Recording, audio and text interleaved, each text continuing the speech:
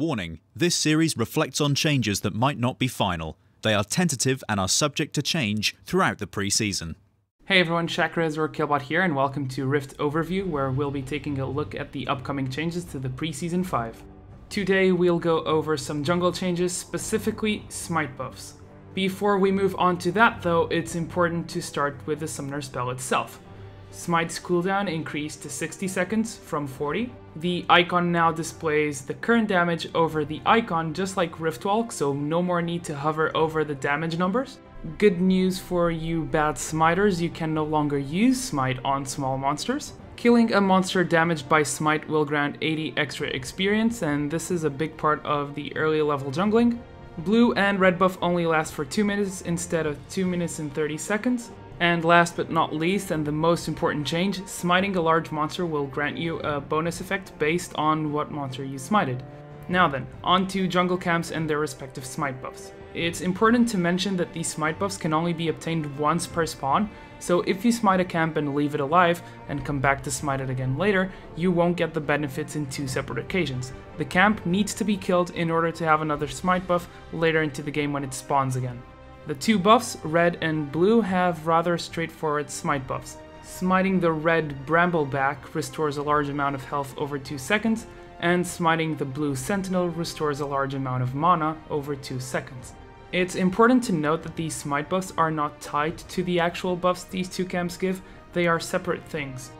Moving to the smaller camps, the Ancient Krug or the Stone Bros now give a buff called Gift of the Heavy Hands. For the next 60 seconds your basic attack, and then every 5th basic attack will stun minions and monsters. The next attack against the tower will deal bonus true damage and consume the buff. Gromp gives you a buff called Gift of the Toadstool that gives you a Thornmail type effect over 90 seconds. Whoever attacks you takes magic damage over 3 seconds.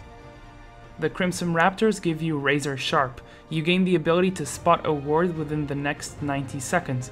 If you are spotted by a ward, you gain True Sight for a few seconds, similarly to the Oracle's Lens. The activation of this buff is automatic, you can't control it. The Greater Merkwolves spawn a Nature Spirit for 75 seconds that will grant sight over the crossroads between the Wolf Camp and the Blue Sentinel Camp. Whenever an enemy champion is spotted by the Spirit Wolf, it will follow them around and chase them while they are inside the blue side jungle. So obviously there are better and worse smite buffs and buffs that are to be used more frequently or less depending on the situation. For starters, remember that if you're backing next to a camp, you can always smite it before backing. If it's a long-lasting buff like the Krugs or the Gromps, it's definitely worth it. Secondly, if you're contesting a camp with the opponent in his jungle, you can just smite it immediately and walk away from the camp instead of going for a smite fight.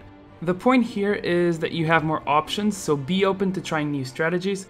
In my opinion, the camp you'll want to be smiting the most is the Raptor camp, or the chickens, or whatever you want to call them. As a jungler, a big part of your job involves not being spotted, present in both counter jungling and ganking, so I'd say this is one you'll want to smite the most if you're not just farming your own jungle. The wolves have a very situational smite buff in my opinion.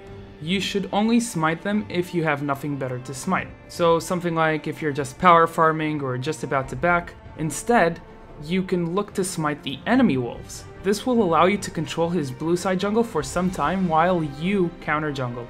The Krugs seem like they have a pretty weak smite buff, but in reality it's actually very strong in certain situations. For starters, if you're playing a farming jungler that is auto attack based, the constant stuns on the camps allow you to take less hits from the monsters and be healthier while farming. Secondly, they're a very strong buff to take down the Rift Scuttler or Scuttle Crab. With the stuns you'll stop his permanent roaming up and down the river. Not only this, he takes bonus damage when his movement is impaired, via slows, stuns, roots, so a combination of red buff with the Krug smite bonus will allow you to take him down easily. Gromp might seem like another of those bad smite buffs, but honestly I think it's very strong for your first clears in the jungle, especially if you're playing a jungler that struggles with clearing. Similarly to the Krug's buff, more damage dealt means you dispatch camps faster and take less damage.